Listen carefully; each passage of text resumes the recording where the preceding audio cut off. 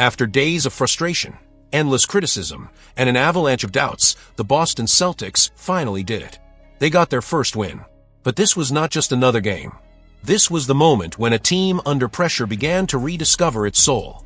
And in this video, we'll break down the 10 lessons that could define the rest of the season. Before we jump in, don't forget to hit the like button, subscribe to the channel, and click the hype button so you don't miss the next wave of Boston Celtics news that's about to shake the NBA. Now, let's get into it. The first lesson is simple but powerful. The Celtics finally won the rebound battle. It might not sound flashy, but when a team has struggled to find consistency, effort becomes everything. Against New Orleans, Boston dominated the offensive glass like never before, grabbing over 42% of possible offensive rebounds. 11 of those came after missed threes, turning what used to be wasted possessions into second chances. Neemias Queta led the charge with 7 offensive rebounds in just 22 minutes.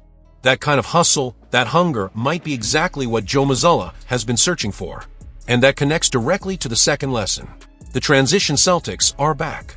Last season, this team was dead last in running after steals or defensive boards. This time, the difference was night and day. 80% of their steals turned into fast breaks, almost double last year's numbers. The message was clear. The Celtics are done walking. They're running. Mazzulla ball now means speed, energy, and relentless attack. Then came a surprise. Josh Minott, the underdog, made noise. His defense was relentless, his full-court pressure suffocating. He blocked shots, disrupted passing lanes, and even against elite shooters, he made life difficult. Offensively, he's still raw, but the effort is there. And in a team searching for identity, players who bring chaos and intensity always find a way to stay on the floor. The fourth lesson focused on Anthony Simons. His start in Boston had been rough, but against New Orleans, the coaching staff found creative ways to free him. Well-designed off-ball plays, smart corner spacing, and decisive pick-and-roll actions gave him confidence again. When he hit that deep three, after a perfectly timed pass from Derek White, it felt like a spark. Maybe a small one, but sometimes that's all it takes to change a season. Lesson 5 brought another discovery, the chemistry between Luka Garza and Peyton Pritchard. Garza set brutal screens, open lanes, and punished defenses that dared to double Pritchard. Their rhythm looked natural, fluid, and full of potential. When those two start reading defenses like that, Boston's bench offense becomes a real weapon. Then came the hidden engine of a night, Neemias Queta's screen work for Sam Hauser. Over and over, Queta's physicality freed Hauser for clean looks. Whether rolling to the rim or forcing defenders to hesitate, Queta created separation and space. And Hauser did what he does best, punish mistakes. But perhaps the biggest individual question now lies with Derek White. His role has changed dramatically. This season, only 35% of his baskets are assisted, down from 65%. That means he's creating almost everything on his own. His efficiency has dropped, but his responsibility has skyrocketed. Can he evolve into a self-sufficient creator, or will that workload wear him down as the season intensifies? Another major takeaway: Boston is rediscovering the mid-range. Against the Pelicans, the Celtics hit 70% from a floater zone and 56% from long mid-range. Last season, this team avoided those shots. Now they're embracing them as weapons. It's not the most efficient strategy long-term, but on nights like that, it's unstoppable. Pritchard and Jaylen Brown made those shots matter. And here's something that deserves more attention: Neemias Queta's evolution as a rim protector. His timing and drop coverage, his awareness, his patience, everything looks sharper. He's now reducing opponents' efficiency at the rim by over 10% compared to last year. That's massive progress. Maybe, just maybe, Boston has found another defensive anchor to complement its stars. Finally, the 10th and most important lesson: the path ahead will test everything. The Cavaliers, the 76ers, Kevin Durant's Houston, the unpredictable Utah Jazz, and a brutal stretch against Orlando, Memphis, and the Clippers. The Celtics finally broke the losing streak, but the real challenge is about to begin. This victory brought relief, but also expectation. The team found effort, rhythm, and purpose. The question now is whether they can sustain it when the pressure rises again. So after all this, I want to ask you, how many of these next 10 games do you truly believe the Celtics will win? After a week of frustration, confusion, and heavy criticism, the Boston Celtics finally found something that looked like balance. A 122-90 win over the New Orleans Pelicans may seem routine on paper, but inside the locker room, it represented something deeper. It was a breath of relief, a spark of hope, and above all, a reminder of what patience really means. Jaylen Brown made sure everyone heard that message loud and clear. Speaking after the victory, Brown didn't try to hide the reality. "It's going to take some time," he said firmly. The Celtics have lost 4 All-Stars since last season, with Al Horford, Drew Holiday, Kristaps Porzingis, and Jason Tatum all sidelined. Even Luke Kornet, he joked, is an all-star in their hearts. That kind of loss can shake any team. So when Brown says patience is needed, it's not an excuse. It's a call for understanding. The numbers tell the story. Before this win, Boston had blown a 13-point lead to Philadelphia, failed to complete a comeback against New York after trailing by 24, and wasted a 17-point advantage in Detroit. For the first time since 2013, they started the season 0-3. Fans were restless. Analysts were doubtful. And yet, Monday night felt different. The game in New Orleans wasn't perfect. The Pelicans were missing Zion Williamson, and Boston's lineup once again shifted before tip-off. Joe Mazzulla has already used 3 different starting fives in 4 games. But this time, the Celtics looked connected. They rebounded with purpose, moved the ball with patience, and showed signs of chemistry that had been missing. Anthony Simons finally looked like the scorer Boston expected him to be, with 25 points and 6 made threes. Josh Minott, who didn't play at all against New York, started and finished with an astonishing plus 42. That kind of performance doesn't just happen by accident. It comes from a team beginning to trust its system, even when the results haven't come yet. Brown knows what the process looks like.